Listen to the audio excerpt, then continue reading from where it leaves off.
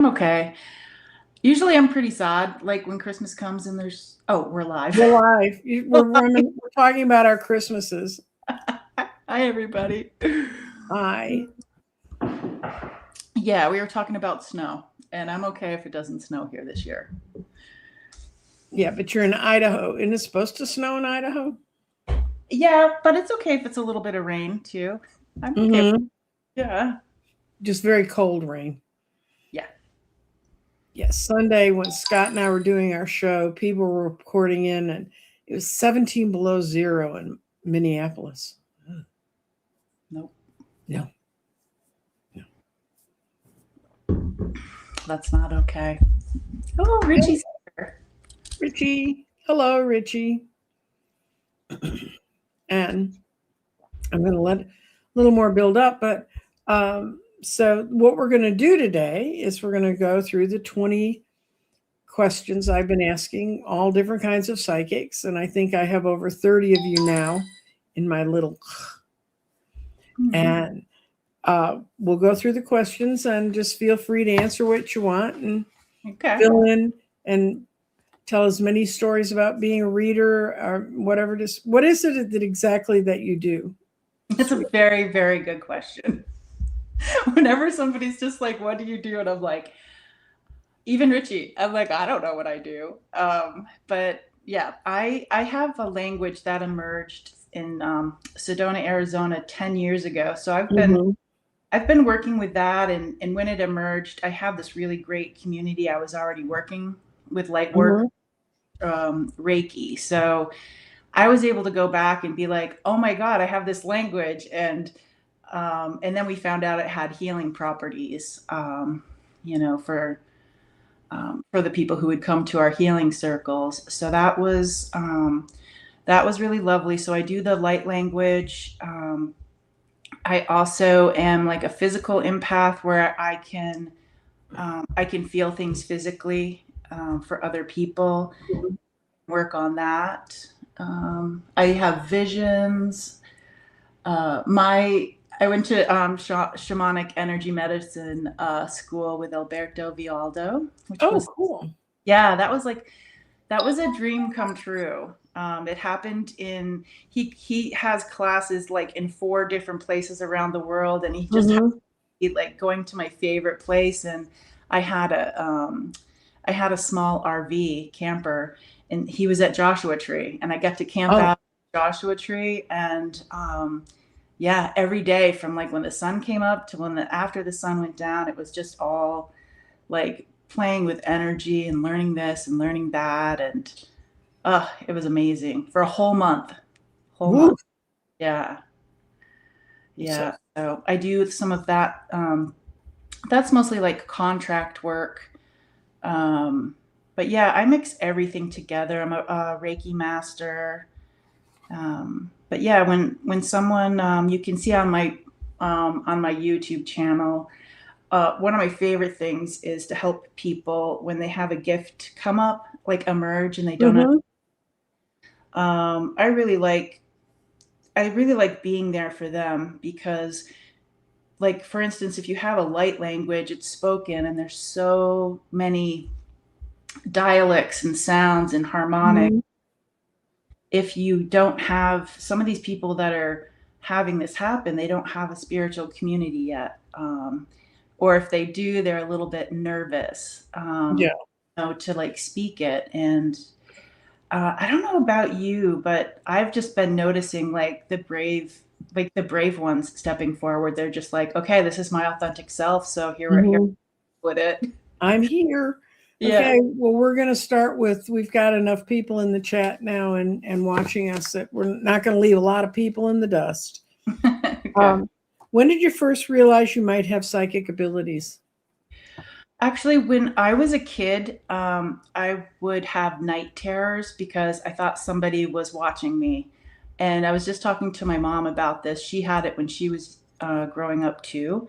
And then one time I saw somebody at the foot of the bed, which just scared me. He like had a knife, super scary. And at that moment, I think I pretty much shut it down Mm-hmm.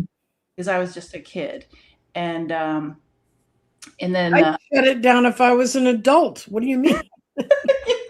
yeah, I can be a huge scaredy cat with that stuff for sure.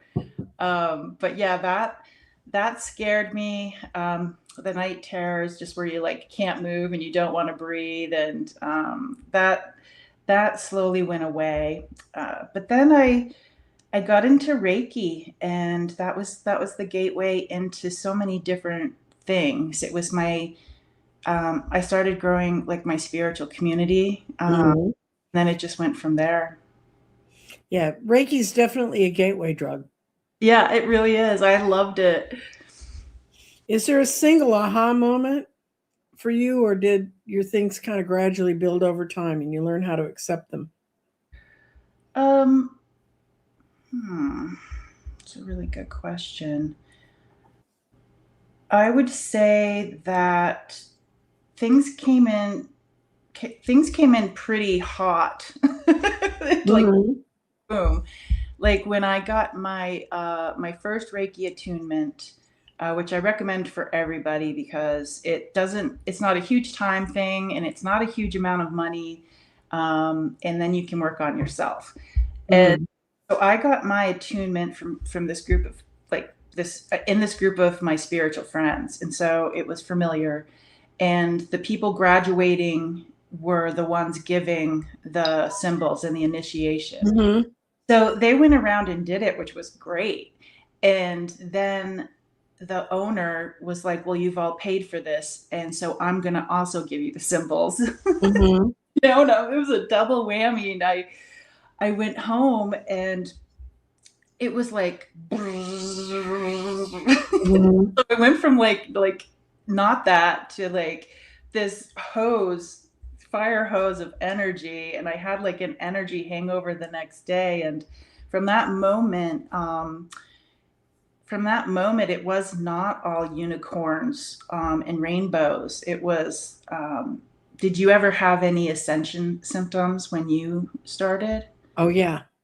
Yeah. 5 years ago, I ended up on a heart monitor because I thought I was having heart attacks, Yeah. and he at the end, fortunately, I went to a cardiologist whose aunt is one of the largest astrologers in India. Oh my goodness. And so when he found out what I did, he said, "You're not wired like we are." And he could see stuff. Among other things, my machine went off in the middle of the night, and they called me the next morning and said, "Why did you take the thing off?" And I said, "I didn't." And they said, "Well, something must be wrong with it." So I had to send it back in, and they sent me another one to replace it. And they said they'd report to me what had happened. And he said, "The machine didn't go off. You left." Oh my god. Yes. And those kinds of things, Yeah. unless you have a really good doctor and when you're working in that world, Yeah. that can really mess you up because then they'll start putting you on pills and meds and things. Yeah. Yeah. So I also I ended up in an ambulance with heart issues. And, Hmm. mine was electrical, and it took a really long time for somebody to figure out what was going on. Hmm. Yeah. Um but Yeah. yeah, ascension symptoms for me were like um just feeling nauseous. And sometimes I would just be like, I'm just going to stay right here on the bathroom floor because I feel like I'm going to throw up. And then my other comfortable place was with the covers over my head. That seemed to really help sometimes. It was like things that people might not know if they haven't experienced it. Yeah, it's like you can get headaches, you can feel dizzy, you can like all of these emotions come through. And when you have somebody that you can text or call to be like, "Are you feeling this too?" And uh, Hmm. yeah, so not all unicorns and rainbows. No, No. no. Mm-mm. Okay. And you explained you had some unusual experiences as a child. Looking back on them now, how do you see them differently? I really wish that the that New York medium Teresa, yeah, Teresa Caputo. Caputo. Hmm.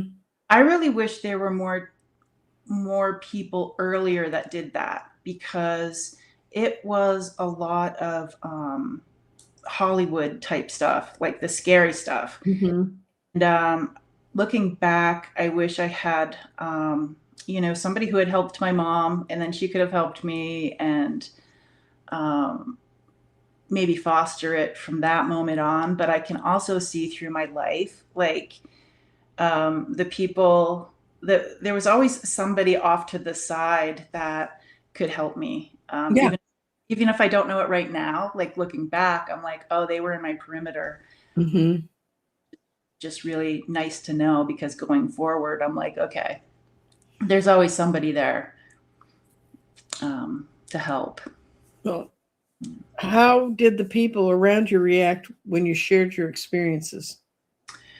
Again, super lucky.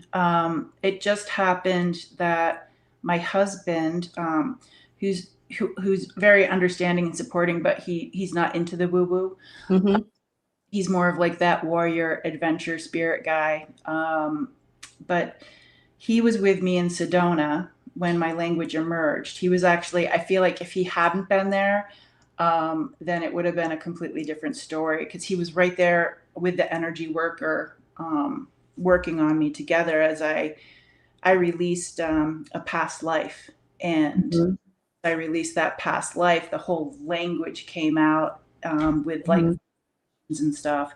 So he knew, and he already knew that I was a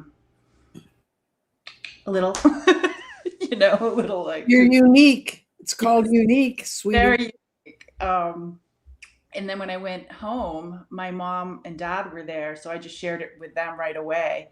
Um, Mm-hmm. my kiddos, while we went on this beautiful retreat. But yeah, my mom, I can see her eyes kind of glaze over, in fear. I could just see like that wall when I start talking spirit stuff. Like I can talk oracle cards with her, but she had such like kind of scary. Like one of the most loving things that happened to her is when my great grandfather stepped out of the physical. He visited her Mm-hmm. moment, and then she got the phone call. So that's like a Mm-hmm. positive thing she holds on to. But like there's certain people I can talk to, and there's just some people that, um, you know, at least my mom like will let me talk. you know, I just actually worked with somebody yesterday who their light languages are emerging, boom, boom, boom, and she was talking about like a really close friend, her mom, a boss, and I was like, wow, you're really brave. Mm-hmm. And she's like, you can't put it back. Like these people who don't accept your true authentic self, and they feel like they need an intervention, like those, you can't put a gift back, when it's you really love it, first of all, and Mm-hmm. feel like, oh, this is who I am, this is what I do. And um, yeah, did you have anybody who is like, did you have any issues with that? Um, Weirdly enough, the first person who told me that I was special and that I would see and know things and that I needed to understand that was a Catholic nun, Wow. which is like everybody went to Catholic school. Oh my God, they beat us in the corner for this. Not mine. She told me a whole experience she had as a young nun, and a spirit showed up for her and it told her that she'd succeed no matter what. And she said, "You need to understand these exist because they're around you." Yeah. And I always had adults that understood. Now, within my family, my mom thought because I would just pull stuff out of the air and talk to people about places I'd never been. Um, anyway, um, they would, my mom would get really angry. One time she spanked me, and then the woman I'd been talking to, I told her, well, I can't talk to you because my mom's going to spank me again. And that woman went in, man, she raised holy hell with my mother. Oh, wow. She said she has a gift. She knew what she was talking about. She was not making it up whole cloth, or she was pulling it out of my mind, but it doesn't matter. She was not lying. She was not thinking that she didn't know what she was talking about. So my mom's experience was she could see death. And as I have experiences as I grew up where she intervened in my one friend's life and helped her bridge to her mother right before her mother died. Hmm.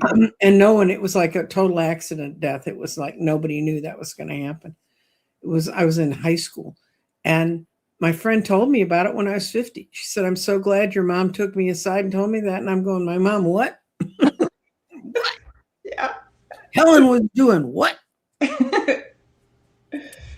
Okay, when you began to realize you had talents, did you seek training? You said you went to Sedona and places like that. Did you do much work on your own? Okay, this is a really good thing to talk about because, um, okay, so Reiki, awesome. But when my attunement happened, my hands were cold and everybody else's hands were hot. Mm-hmm. The instructors had never seen that before, so I thought I had done something wrong. Um, Mm-hmm. and so thinking about that, I should have just known that that was my way of doing it. Mm-hmm. So sometimes classes can have that effect where maybe you feel like the way you're doing it just naturally, it's good to take a class, but maybe know that your thing is your thing too. Yeah.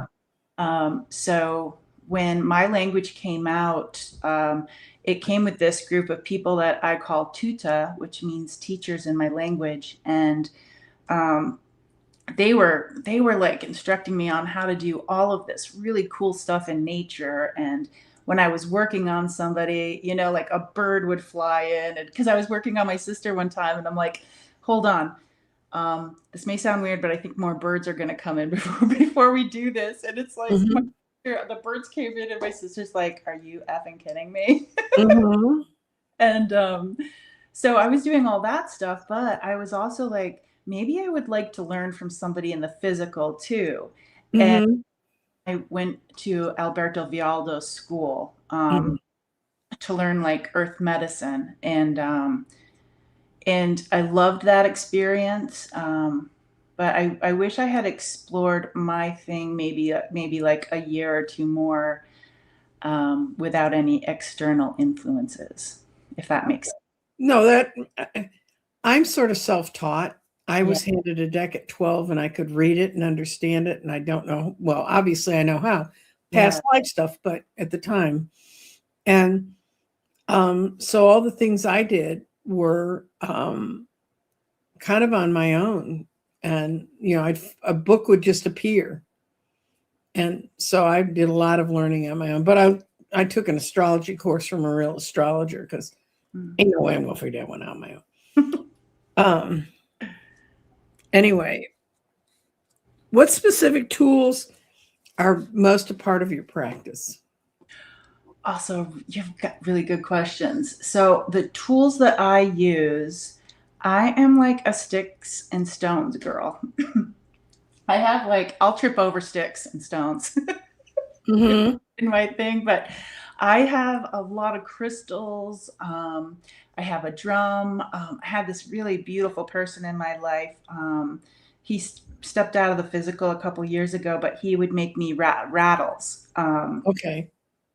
So, and then I have some cool things by another person from Sedona who does like shamanic tools, which would just be pretty much like something you would wear, like with Mm-hmm. a crystal of some sort. And, but then I did, after a while, I really loved having those things. And I felt like they were very loud, like take me, use me, put me under the table. And I still get that. But I also know that if I'm out and about, um, I only need me, and like what I channel was something that I learned like I don't know 8 years after that. Okay. Yeah, which is really good if something pops out while you're Yeah, you're on vacation somewhere. You've mentioned that you had mentors and teachers. What's the best advice they gave you? Hmm. Best advice they gave me.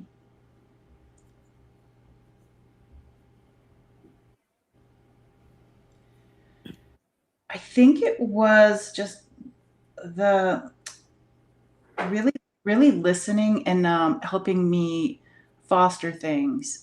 So it wasn't necessarily one thing that they said. It was just that what I really honored was they didn't tell me everything. Um, Mm-hmm. so I guess the biggest thing for mentors was the discernment of like what would help me and to hold back on some things until I'm like, aha. Guess uh, what happened? Yeah, we were expecting that. yeah. Okay. And how did you learn to tell the difference between psychic impressions and your own imagination? Hmm. How do you, yeah, like how do you feel like you're not crazy when you have another language come out? You're just like, wait a second. That would do it. Do I need a doctor? Like Mm-hmm. what's happening here? What is the difference? I guess it's just Um, the knowing and then having like your community. Like I did not experience visions or any of that until when I was in Reiki. I took Reiki 1, I took Reiki 2, and for the people who are like caregivers and helpers, I call us the first responders. Like if we hear something, we're like, "What Mm-hmm. do you do?" And so Reiki 2 is when you get the long distance symbol, so you can help your family who lives in another part of the world. But yeah, the I'll probably forget what I'm talking about. What was the question? Okay. The question was, how do you tell the difference between psychic impressions and your imagination? Yeah. So we started this class. My teachers taught Shinrai healing, and that helped foster the difference because there would be like the Reiki energy chair, and then there would be the psychic chair. And everybody avoided the psychic chair for practice because, you know, the things you come up with like are you're just practicing in the beginning, so you're not super great at it Mm-hmm.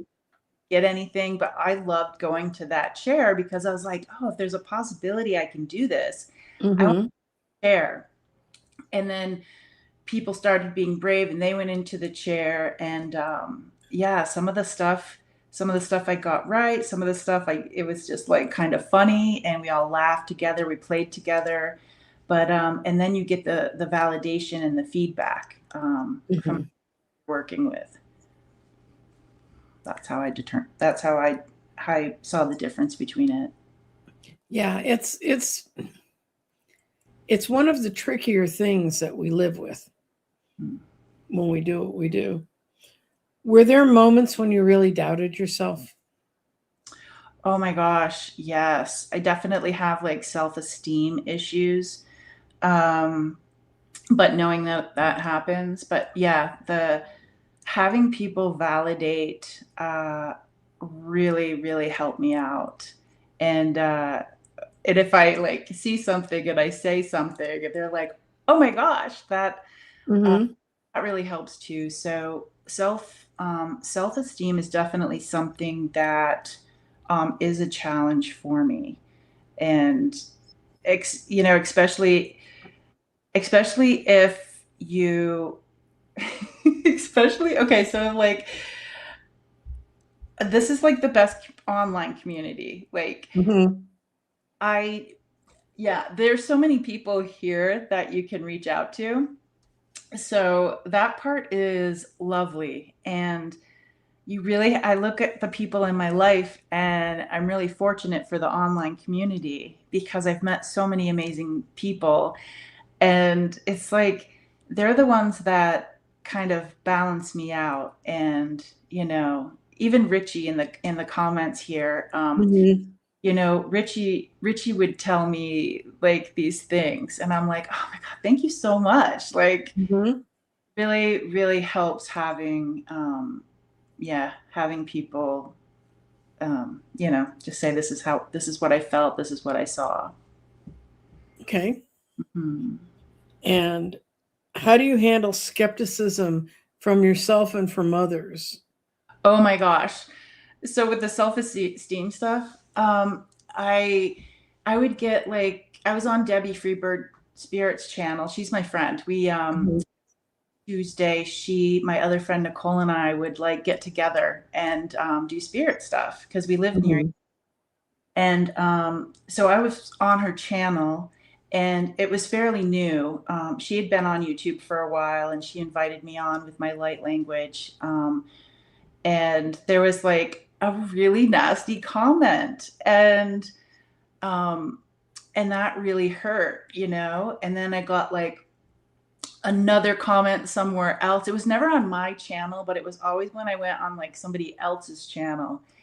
And there would be like a not so positive, like, what is this? Like, I'm gonna watch you anymore if you have this stuff on.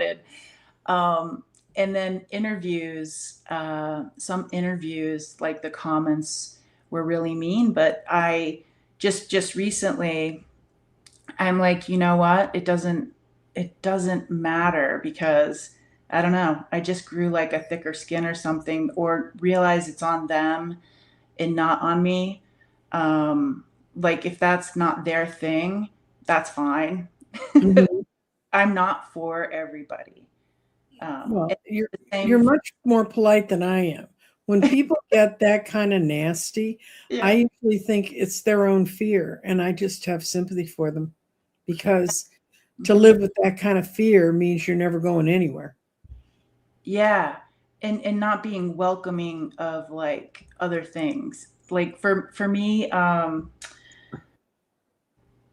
know when I listen to other people's light language, not the people who come to me, because I love that. And I tell them, since I'm sensitive to it, they'll speak or do whatever their light language is. It doesn't have to be spoken, it can be all sorts of different things. But I'll tell them how I'm experiencing it. And that's so cool, that collaboration. But if I'm on like YouTube and something pops up with light language, like some of it's not for me. I'm just like, oh, God, no. But other people love that language. It's not my frequency. That doesn't support me. Well, the other thing is, one of the skepticisms I used to have was I'd sit down at the table at the wine bar every Tuesday night and I'd set out all my stuff, get all my crystals arranged, light the candles, do all the stuff. Mhm. And then it inevitably went through my head, what if it doesn't work tonight? Yeah, yeah. This is gonna be a long evening. Um, and I'd sit there and I remember the last time I thought that, I Mhm. said, what if it doesn't work tonight? And my guides just yelled in the back of my head, read the damn cards. Yeah, Don't worry about any of the other stuff. yeah, We'll take care of that. You just read the damn cards. So, yeah. It's so good to have that team say that to you. Like, that's the thing too. Like, I went to Debbie Freebird Spirit, and were part of like this New Mexico retreat. mhm. My first retreat, being on the other side of it. and and I was just like, oh, how's this gonna go? And as soon as I like got in there, like the language came through, and I'm actually super comfortable during things. And then Mhm. I'm just like, uh-oh. I'm like, I wonder how that went. um yeah, Well, it all worked. I've met Debbie Freebird. I Yeah, met you her in, yeah, and still kind of sort of lockdown time, but I was visiting my friend in Colorado in Denver, and Sheila brought her over. They came over from where they both lived when they were living close to each other there. And Debbie, if for people who don't understand this, Debbie is the tiniest person in the world. I'm 5'4", and I'm taller than this woman. Oh, wow. And it was I did a special thing that night. Each person took a stone out of a bag I had for them. They took a crystal out and then they rolled it into a form. that I had on the table. And then I interpreted where their stone fit and where what it was about. And we talked about the reason all of us were there that particular night. Now, not to say it was just any old night, but it was the day that the feds walked into Mar-a-Lago and found all the files. Oh, wow. And Sheila and Debbie were like, I'm kind of glad I'm here because if I was home, everybody wanted me to be up. And I said, this is not going to be over for a long, long time. And even at that time, I had no idea when I said long, long time, what a long, long time I meant. But it was a lot of fun. She's very interesting. Yeah. Yeah. Definitely one of I definitely hold that friendship dear. Yeah, she's beautiful. Have your abilities gone through weak and strong phases? Oh my God, yes. Another great question. Okay, so there's this in between time that terrible. The in between time, I'm just like, wait, what happened? How come this isn't working anymore? Am I turned off? And expect Mm-hmm. language comes like and emerges like boom, and it's there, and you're just like, I don't know how long this is. Why did this come through? I don't know how long this is gonna stay. And but yeah, 10 years later it's still here. But yeah, the in between times, once I realize I'm in the in between, I'm okay. But before Mm-hmm. that, I'm just irritable, super grouchy. I'm like, why isn't anything spiritual happening? And then it's like I realized that that was just the rest. It's just a resting time. Mm-hmm. Yeah, I've experienced it comes on strong, and Mm-hmm. stop talking my language, and my whole family understands. That's usually when I try to record, if it will let me record, because Mm-hmm.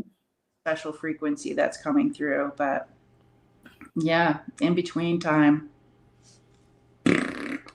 Well, we don't expect marathon runners to run a marathon every day. Yeah, We don't even expect them to run it every week.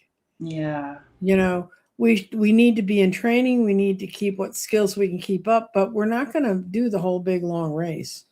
yeah. You know, okay, so that's something I don't want to hear. But I just had a reading with my mentor, because when my language came out, I was in Sedona at a retreat with her name's Carissa Schumacher, and she's the one who was doing it.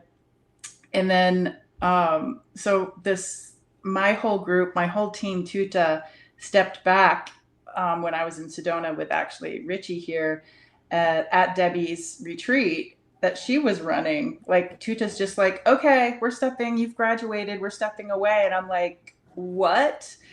And yeah, that was kooky, and I totally lost my train of thought again. Okay, now we're talking about weak and strong phases. Oh yeah, I still don't remember what I was gonna say, That's but okay. I have Do you AD. have any idea what causes those shifts Which shifts? The from weak to strong or strong to weak? um, let me see. Hmm. So I want to say, so I have an idea of what I want to say, but it's like kind of further back. But what I'll say is like when you're like swimming in a lake, and Mm-hmm. you have like those warm spots and those cold spots. Mm-hmm. I know some things that can affect it for me is if I'm near like an energy imprint. Like we used to travel a lot through the whole United States with a business that I had, and we would be driving by some place, and I would just start crying, and Mm-hmm. or I'd have to like get out of the car, do a little bit of energy work because it's energy imprints of something that happened there. And it's not like Mother Nature needed it cleared. It was just time for whatever that was to kind of go through its composting. It was just like hanging Right. there. Mm-hmm. And so there's definitely spots and times where it feels stronger or weaker, but that's more environmental. Yeah. Well, that's good. It's good to know what it is. Hmm. Okay. Yeah. How do you protect your energy? Okay, so how do I protect my energy? Water. Water helps me. And then I'm still learning. Oh, I know what I was gonna say. Okay, so I'm still learning about like how to take care of myself. That's what I was gonna say. Right. I didn't Mhm. want to hear what you were talking about with like the body and the long distance runners because my mentor, Carissa Schumacher, I just had a reading with her. Like, I have this new thing coming, and what's your insight? And she was like, okay, this is more crystalline energy coming through, and it's very clear, it's very precise. And she's like, I've never really talked about the physical body, but you need to get ready. And I'm like, I could totally understand how, with a new pitch and a new frequency coming in, that, you know, I need to act a little bit more kind. I need to have better choices with my physical and, make sure that when I get tense that I go for a walk or I go sit out by Mhm. a tree and just self-care, Right. self-care, self-care, self-care. But I also really like sitting on the couch. So Well, yeah, and the problem is that the messages come with the vessel. So if we don't take care of the vessel, yeah. I know I don't want my head to explode. Do you have any go-to rituals that help you? Um, I actually feel pretty protected um, without paying attention to it. That works for me. It doesn't work for everyone. Mhm. Um, when I do feel like something's gotten through whatever unconscious thing is surrounding me, um, then I will reach out to somebody to help me. Like I just got a reading when I was in the chat with somebody, and it was Terry and somebody else. Oh, Gail. It was Terry Renner and Gail, and Gail does a lot of the. I think it was Gail, but they were like, oh, there's like, something in my light body, like it needed to be repaired, and Mhm. through and did that. That felt amazing. So um, I don't do the rituals that a lot of people do. Mhm. For me, I don't like find out what works for you out there. Right. Try all the different things and see. You know, Hmm. some people it's holding certain crystals, some people it's holding certain breaths, depends on who you are. Okay, now we're going on to the real reason I ended up sort of doing psychic profiles is what you were talking about is a whole lot of people are waking up Yes. and all Yeah. of a sudden we're here and now what the hell do I do with it? Yeah. And so this next section's more or less about that. And it's our psychic abilities innate or can anyone develop them? I I don't know, but what I will say is when I practiced something that I was really passionate about being involved with, like I loved getting readings, I love energy work. Um, that when I would practice and had like the space to be like goofy, silly, right or wrong, that really that really helped me. And I didn't have any psychic ability that I was aware of before. Mhm. But I do feel like Nancy Jean, that like I said it before, like the things that are emerging right now, like they are bypassing like the um it seems to me like they're just bypassing like the learning curve, and it's like boom, here I am. It's like, wait, where's your ascension symptoms? Like, wait, I what? had to suffer. Why aren't you suffering? Exactly. I'm such a little kid with that stuff, like hello. Well, you had bad ascension symptoms, so It, yeah, yeah, that heart thing. I want to ask you a question. I don't mean sure. to hurt, but when you had your heart issues, um I what didn't have heart issues. My uh, doctors didn't like the way my heart was behaving. My oh, heart was doing what it was supposed to do. oh, okay. Yeah. But you go on and ask your question about because Oh, they ran me. They started at the top, went to the bottom, checked everything electrically within my body. And it was okay. Mhm. Okay, that was just my question, because when my stuff came out, it was like a spiritual two by four, because I needed to. What happened was, because of that, I stepped out of my company, um, because it was stressful. It was on the road and just very busy. It was like we were food vendors at large outdoor events like Bonnaroo, Coachella, NASCAR even, and it was like we had to hire 100, like 100 people for the event that we've never been around before. You have to Mhm. show them everything and um, prepare. It was just very stressful. It was stressful. It was fun, but it took a toll on me. And so once my heart issues came around, I let go of the past life that I had with the Trail of Tears, the language emerged, and that was my spiritual two by four. I stepped out of something that I probably wouldn't have stepped out of. It changed. That works.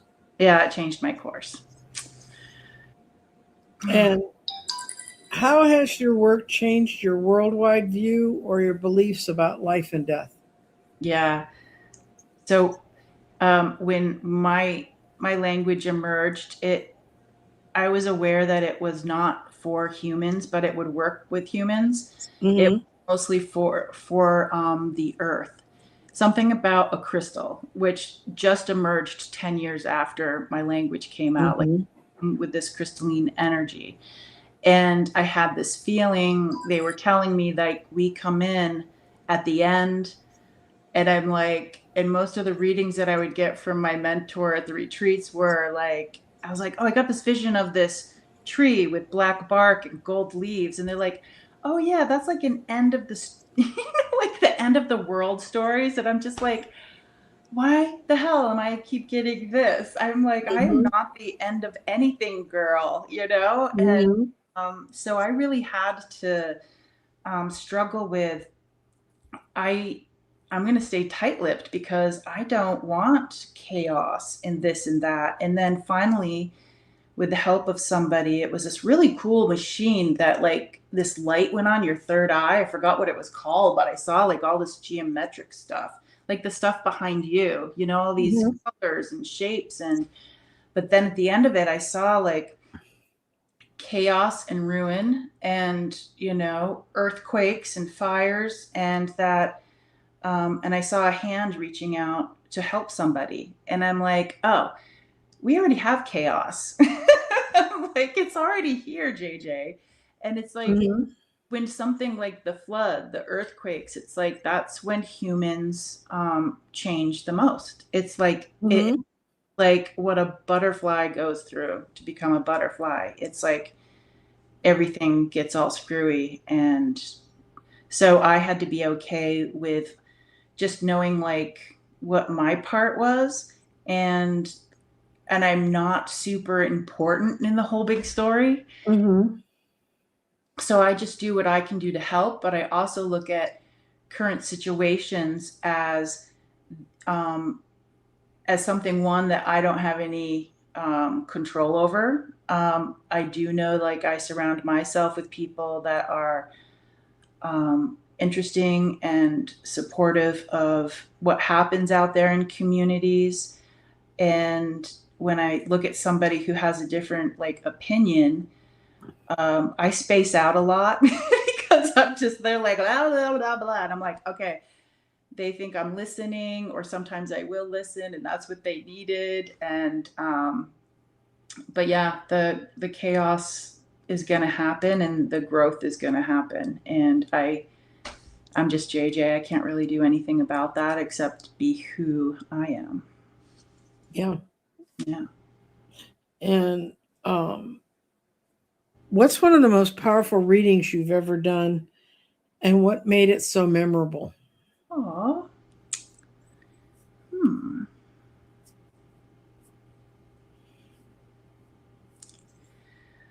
The most powerful readings. Hmm.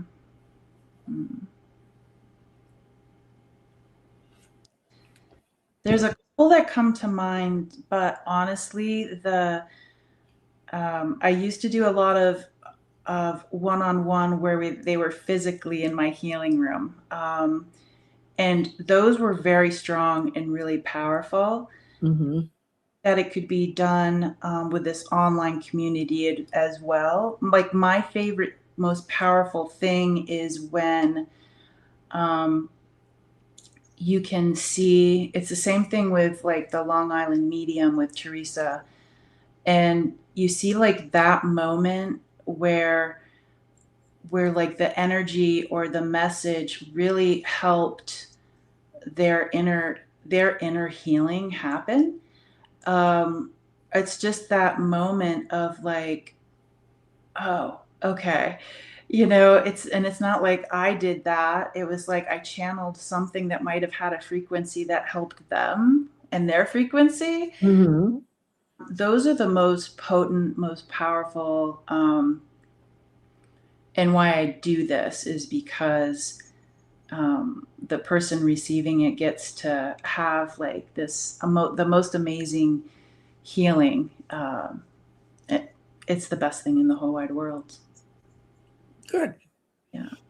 And how do you deliver sensitive or complex messages? Do you have a strategy when you're going in and you're Yeah. going, how do Yeah. you do that one? Oh my God, I had to do that. I had to do that because I'm just like, I can't be all unicorns and rainbows, you know? Mm-hmm. And so whatever I say it exactly as I see it now, because I would try to sugarcoat something I was seeing, and that wasn't the message that was popping out. Now, there's also the discernment that I really appreciated that my mentors had. So I just check it out and see, like, um, I don't try to like, um, I don't sugarcoat it. What I see, like I just told somebody the other day in an online reading that, I see yourself in prison, and why did you lock yourself away? And that might they understood it.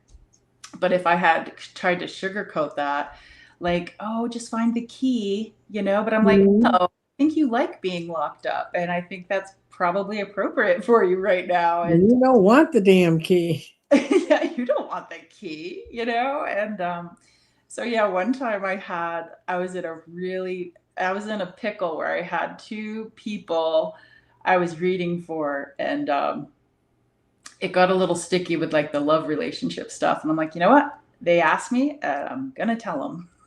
And again, it's not me. It has nothing to do with me. I So know. yeah, Brave person, you're reading couples together. Woo. only that once.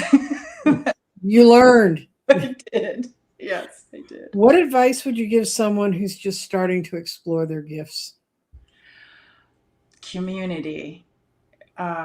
Definitely. If you guys are here and you're seeing us talk right now, you're already a part of it.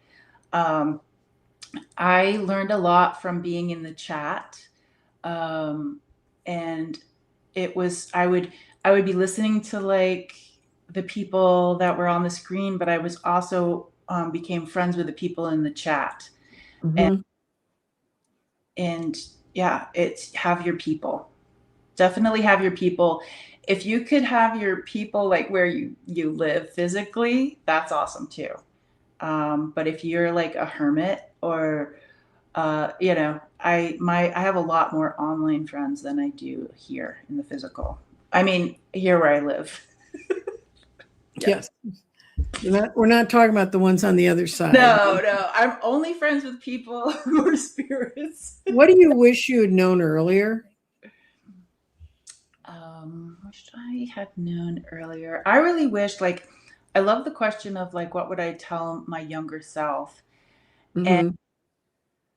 I wouldn't tell my younger self like what's coming because I just wouldn't do that. But what I would say is that you're going to go through some times where you feel really lonely, um, because I feel like I didn't really understand humans. Like at high school, I was so scared in high school. I loved learning, but like the whole social thing, not for me. I wish I had been homeschooled, but I needed to do that. I dated some people who were not the best for me, but it got me to where I needed to be. And so I would just tell my younger self, like, yeah, you're going to go through some ups and downs. You're going to be really lonely, even though you're like around people. And just know like it gets better, is what I would say. Yeah, I think say that to any teenager. That's Yeah. a pretty firm promise. Hmm. Any daily habits or exercises you recommend? I'm just really terrible at that, Nancy Jean. I'm not one to give advice to I'm not, anybody I about. don't do that either. People say, "Oh, go meditate," and I'm thinking about all the times I started to meditate, and I went, "This is BS. I'm not doing this right now." I guess, yeah, I guess that's the answer is like find what your thing is. Hmm. I'm like squirrel, I can't med. Hmm. But I do know when I listen to, I have my silence headphones, and I'll Hmm. do like, there's like a couple artists that really help me like turn everything off. And for me, turning everything off is important. Like I'll go, some of my favorite stuff is swimming. And that means like when I'm underwater, You uh, can't I hear. can't hear anything. It just is dense and I can't hear anything. That's good for me. Okay. You've been to several different courses and classes and stuff. How would you explain to someone to find a trustworthy psychic community or mentor? I'm sorry about the ice machine in the Sorry. background. That's my daughter. But she lives here too. Okay. Let's see. Wait, what was the question again? Like, Okay. Thanks, Casey. How can someone find a trustworthy psychic oh, community or mentor? I think that if you're here and you're already watching this, you already have a good idea. If you're looking for somebody, go to their YouTube channel, watch a couple of their videos. You can even reach out to some people in the chat and be like, "Hey, I really like this person. Has anybody here gotten a reading?" And those are Mhm. um, the best and most honest is some people who um, have had help. Um, Mhm. like I said before, like my light language and other light language that I've seen on YouTube, um, that wasn't like the frequency for me. So definitely go to their YouTube channels and see if that's helpful. That's Right. what, yeah. Well, just use your own instincts. This Mhm. is where you tell what's my psychic impression from what's my imagination. Yeah. Yeah. And plus, there's some people that I really love. And Hmm. like for the mini readings in the chat. Um, but there's also some people I know that could help with what I'm currently looking for Right. more than others. What's Like the biggest, I would say, Nancy Jean, like reach out to several different kinds of people. or go through all the psychic profiles and see what their answers sound like to you? What's the biggest lesson you've learned on your psychic journey? Trusting myself. Yeah, trusting myself, letting go of the things that I have no control of, and yeah, just really trusting myself. Okay. Yeah, That's the end, sweetie. we did We did it. it. Another psychic made it through and didn't die and burst into flames or anything fun. Yep. Yeah. Well, I thank you for this opportunity because when I was learning, we didn't have this, and learning from everybody's story really helps me. Mhm. Yeah, the in between does suck. Well, and that's what I learned is a lot of these questions came from questions people asked me. Yeah. And after my experience last June of deciding to stay or go, one of the things they said is you need to help other people understand the Yeah. community because I'm one of those people. I am one of those people in life. This is really true. I was standing in a grocery line on a Sunday night, just trying to pick up a couple things to take home. And this woman walked up to me and she said, I don't really have anyone to talk to, but I don't think I want to stay here. And I said, this happened to be a grocery store that had a little dining room area. So I Yeah. said, let's go up here and talk. So, and I've been going to this grocery store since it was built. So I just told him, watch my basket, throw it in the freezer, I'll be back. Yeah. And I went upstairs and talked to her and ended up talking to her about why she came up to me. Did I look like someone I was trying to figure that part out. And then finally I got who she was. And I said, look, we're going to call someone from your family. And she had a sister who came and was fortunately the good sister, not the judgmental one. And she walked her out, and it came up and thanked me kindly. And I said, because by the time we talked for a while, she realized she really didn't want to stop being. She just didn't want to be where she was right now. So many people. Yeah. And so, but that's been my whole life story is people come up to me and just start telling me crap that, I'm like, really? I used to be part of Crime Watch for the city of Dallas, and I was talking to a sergeant that I knew really well, and he said, we should have turned you into an interrogator. Because they would have just said, oh, this is a safe place, and they would have blah. Yeah. That's But actually a really good idea. Put those people in the interrogation. I can tell you from being in police stations and particularly in visiting the county jail, I will never go in another jail again. That Mm. place was so spooky and haunted, and something tried to jump me. It was just awful. It was Wow. just no, I mean, I was working on a grand jury at the time, and it was the last day of grand jury, so they're going to give us a big tour, and they had opened a new section. It was parts of it were really cool, but the part where I got jumped wasn't. So I came back, and in the back of the grand jury room, we had our own bathroom. Um, and I had brought a big thing of lavender soap in there. And everybody would come in, after a while, and we'd hear testimony, and we'd all come back there. We'd all be washing our hands, getting that off. Yeah. Yes. If you ever get a chance to do that, even if you're psychic, it's a lot of fun. It's, it's interesting. You will learn a lot about yourself and about your fellow creatures around you. Yeah. Yeah. And I, Or yeah, or I could just hang out with a tree. yeah, go talk to a tree. Gonna hang out with Trees are different. I have my tree. I talk to my ley line tree, Hogarth. By Hmm. the way, we are coming up on solstice, and he told me this is going to be an interesting solstice. Okay. And he knows because last time he told me that the line leading up to his tree tripled in width. Oh So my.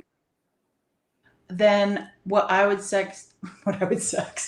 Just have sex. you're going to have sex with your tree. I'm sure your neighbors are amused. It's it gives like never mind, I'm not gonna go there. I'm like a 12-year-old boy. But what I was gonna say is with those feelings for the sensitive, I meant to say sensitive people here, is there's lots of gatherings online. Go gather with some people. um, Mm-hmm. yeah, it's really important, and then go have sex. That's true. Yeah, It's a not with lovely a thing. tree. Don't pass it up every chance you get at it. Anyway, JJ, we got to get out of here. We gotta get out of here. YouTube's going to take us down without showing the tarot cards with titties on them. This